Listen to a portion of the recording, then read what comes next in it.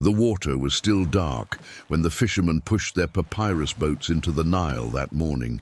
The air smelled of wet reeds and baking bread drifting from the clay ovens of Pi-Ramesses, the great capital of the Delta, a city so threaded with canals and lakes that modern archaeologists would one day call it the Venice of Egypt. Along the eastern bank, where the Pelusiac branch of the river curved past mud-brick houses and towering temple pylons, women filled clay jars with water for the day ahead. Children splashed at the shallows near the docks. A priest in white linen walked barefoot along the stone embankment toward the temple precinct, carrying a golden vessel to collect the sacred water for the morning offering. It was an ordinary dawn in the year 1250 before Christ, in the mightiest civilization the ancient world had ever produced. And it was the last ordinary dawn the Nile would see for 7 days. To understand what was about to happen, it is necessary to understand what the Nile meant to Egypt, not what it represented, what it meant. The Nile was not a symbol of life. It was life itself. Every drop of water that an Egyptian drank, every field that grew wheat and barley, every canal that irrigated the orchards, every basin where cattle drank, every jar of beer that was brewed, every bolt of linen that was washed and bleached in the sun came from the river. Egypt received almost no rainfall. Without the Nile, the land on either side of its banks was indistinguishable from the Sahara. The ancient Egyptians understood this with a clarity that bordered on terror. In the hymn to Hapi, a literary composition that survived on papyri from the New Kingdom, the people sang to the god of the annual flood with words that left no room for ambiguity. When the inundation was low, the hymn declared, "Noses clog, everyone grows poor, the sacred loaves are pared down, and 1,000,000 perish among men.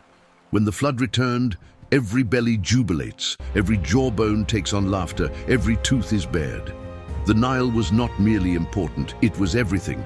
The god of this miracle was Hapi, not the god of the river itself, but the divine force behind the annual inundation. The summer flood that carried rich black silt from the highlands far to the south and deposited it across the fields of Egypt, transforming barren sand into the most fertile soil in the ancient world. Hapi was depicted as an extraordinary figure, an androgynous being with the face of a man and the heavy breasts of a woman, skin painted blue or green to represent the water, wearing the false beard of a pharaoh and a crown of papyrus or lotus, depending on whether the image came from Upper or Lower Egypt. His priests at the island of Elephantine near Aswan maintained nilometers, stone gauges carved into the riverbank to measure and predict the height of the flood. Offerings were cast into the rising waters at sacred sites along the Nile, particularly at Jabal al-Silsila in the south. Hapi had no formal temple, yet his worship was so universal, so deeply woven into the fabric of Egyptian existence, that ancient hymns called him the father of the gods. Some prayers elevated him above Ra himself, for without the sun there was darkness, but without the Nile there was death. And it was precisely this god, this river, this lifeline that the God of Israel chose to strike first. The book of Exodus, chapter 7, verse 14, records that the Lord spoke to Moses and said that Pharaoh's heart was stubborn, that he refused to let the people go.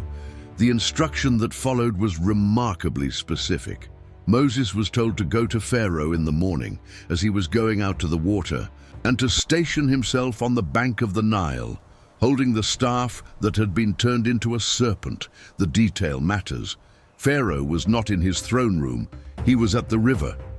Ancient Egyptian texts and later accounts from historians like Ezekiel describe the pharaoh visiting the Nile in the early morning hours, a practice that may have been ritual, administrative, or both. The prophet Ezekiel, centuries later, would paint a portrait of Pharaoh swimming languidly in his Nile as he declared, "This is my Nile, for I have created it." Whether the historical pharaoh of this period literally claimed to have created the river is unknowable, but the sentiment was not exaggeration. The prosperity of the Nile reflected the prosperity of the king. The health of the water was the health of the throne. A strike against the Nile was a strike against Pharaoh himself. Moses stood on the bank. The morning light caught the surface of the water, still clean, still dark, with the fertile sediment that gave Egypt its ancient name, Kemet, the Black Land. The staff in his hand was the same staff that had swallowed the serpents of the Egyptian magicians in the throne room days earlier. The message God gave him to deliver was blunt and carried a declaration of identity that echoed across the entire plague narrative. By this you will know that I am the Lord. With the staff that is in my hand, I will strike the water of the Nile, and it will be changed into blood.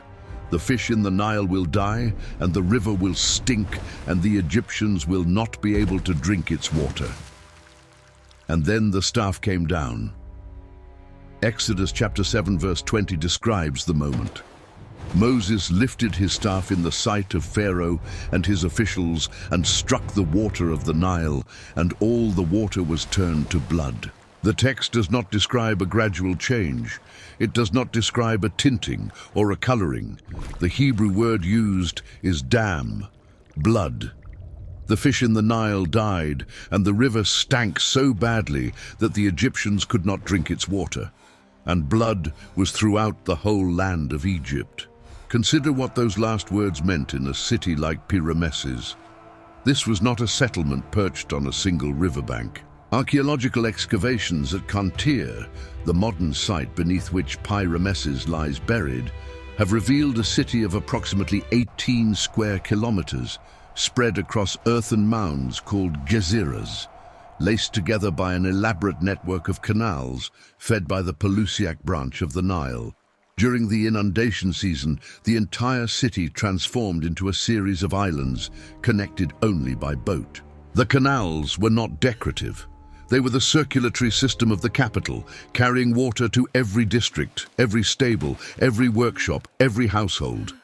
Excavations have uncovered stables large enough for over 460 horses, foundries for bronze casting, workshops for glass and faience production, and a palace complex whose tiled floors still bear traces of vivid painted decoration. All of it depended on the water flowing through those canals. When the Nile turned to blood, Pi-Ramesses did not lose access to a river. It lost access to everything. But Exodus does not stop at the river and the canals. Verse 19 contains a detail that elevates the plague from catastrophe to something approaching the unthinkable. God instructed Aaron to stretch out his hand over the waters of Egypt, over their rivers, their canals, their ponds, and all their pools of water, so that they may become blood.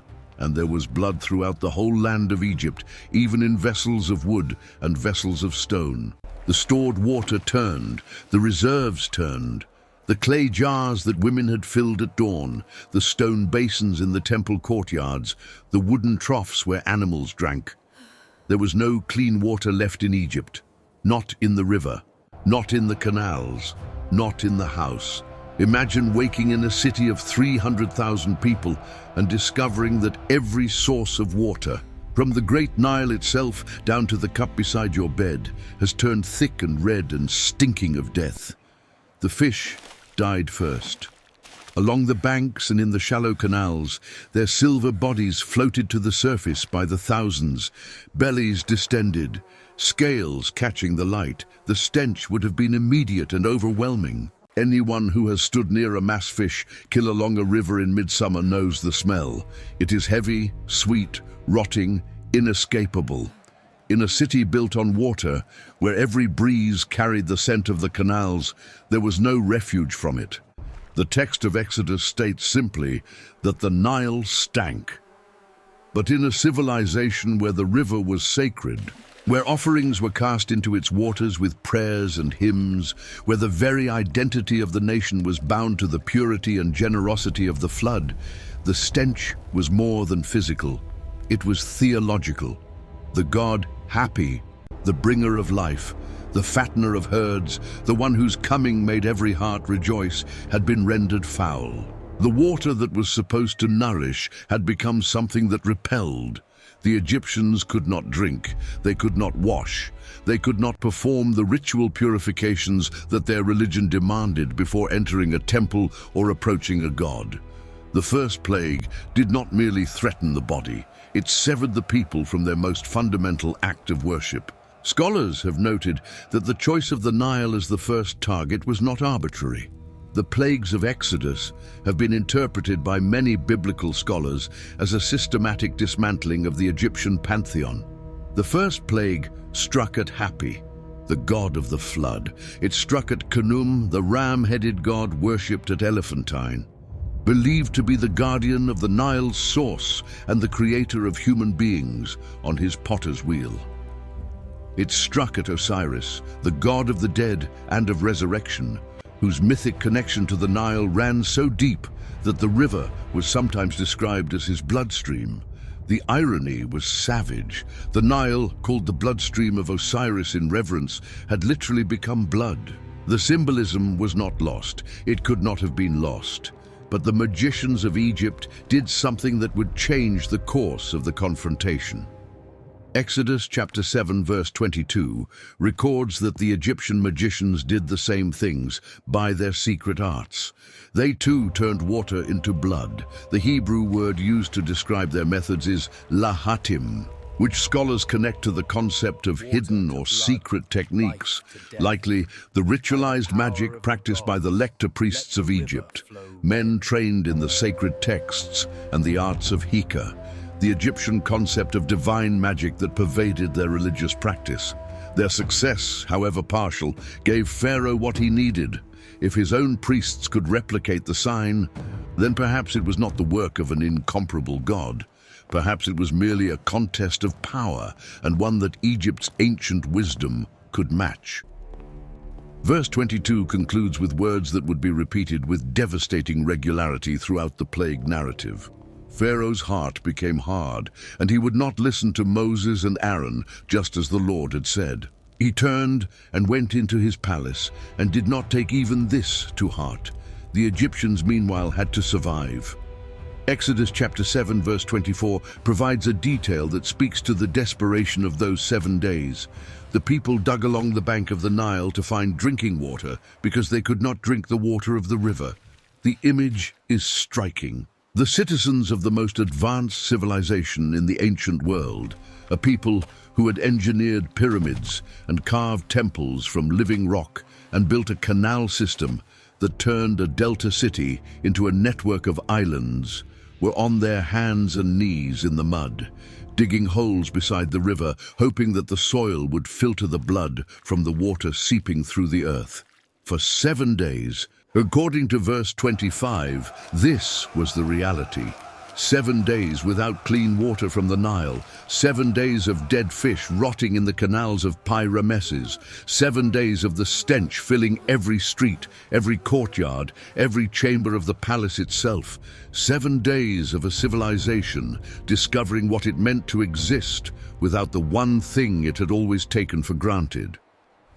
It is worth noting, with the honesty that this subject demands, that no contemporary Egyptian record of this event has been found. The Egyptians did not preserve accounts of their defeats or humiliations. Their monumental inscriptions celebrated victories and divine favor. Silence in the archaeological record is not confirmation, but neither is it refutation. What does exist is a striking textual parallel in a document that has generated debate for over a century.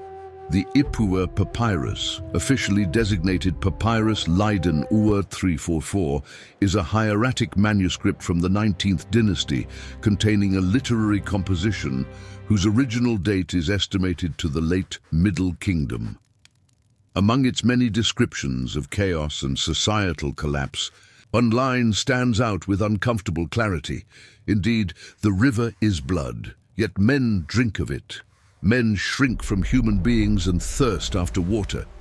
The majority of scholars regard the Ipuwer Papyrus as a work of literary lamentation, not a historical report of the Exodus. The parallels may be coincidental, poetic, or drawn from a shared cultural memory of catastrophe. But the words remain on the papyrus, written in the hand of an Egyptian scribe, describing a world in which the river had become blood and the people thirsted. Some researchers have proposed naturalistic explanations for the phenomenon described in Exodus. A severe drought could have slowed the Nile's flow, creating warm, stagnant conditions ideal for a bloom of toxic red algae, organisms that can turn freshwater a deep crimson and deplete its oxygen, killing fish and rendering the water undrinkable. Others have pointed to the eruption of the Thera volcano on the island of Santorini, whose massive ash cloud deposited material traceable in Nile Delta sediments and whose acidic fallout could theoretically have contaminated water sources across the eastern Mediterranean. These hypotheses are debated and unresolved. The biblical text presents the event not as a natural disaster, but as a deliberate act of divine judgment, controlled by Moses, targeted at a specific moment and designed to deliver a specific message. By this you will know that I am the Lord, and perhaps that is the detail that resonates most deeply across the centuries. The first plague was not the most spectacular. It did not darken the sky or kill the firstborn or split the sea, but it was the most intimate. It struck at the water people drank every morning. It struck at the river where children played and women washed linen and fishermen cast their nets before dawn. It struck at the God whose hymn declared that without him none can live. The Nile had been Egypt's promise that life would continue, that the flood would return, that the soil would be black, and the grain would grow, and the children would eat. On that morning in Pi Ramesses, that promise was broken. The water that had sustained a civilization for 2,000 years turned to blood in the cups of 300,000 people, and the God who was supposed to protect it did nothing. 4,000 years later, the Nile still flows through Egypt. The Pelusiac branch that once fed Pi Ramesses silted up around 1060 before Christ, and the great capital was abandoned, its monuments dragged downstream to Tanis, its mud brick walls left to dissolve back into the earth. Today, the site lies beneath the farming village of Kantir, and only the faintest traces of Pharaoh's city remain above ground. But the river endures. It still carries the silt, still floods, still gives life to millions who live along its banks. And yet, for 7 days in the 13th century before Christ, according to the oldest and most consequential text in the Western tradition, that river was taken away, not by an army, not by a drought, not by the slow erosion of time, by the hand of a God who wanted Pharaoh and Egypt and the world to know one thing: I am the Lord. The blood was only the beginning. What came next would make Egypt long for the days when its only problem was the river. If this story moved something inside you, subscribe now, because the plagues did not stop at the water. They were coming for the land, the sky, and the throne itself.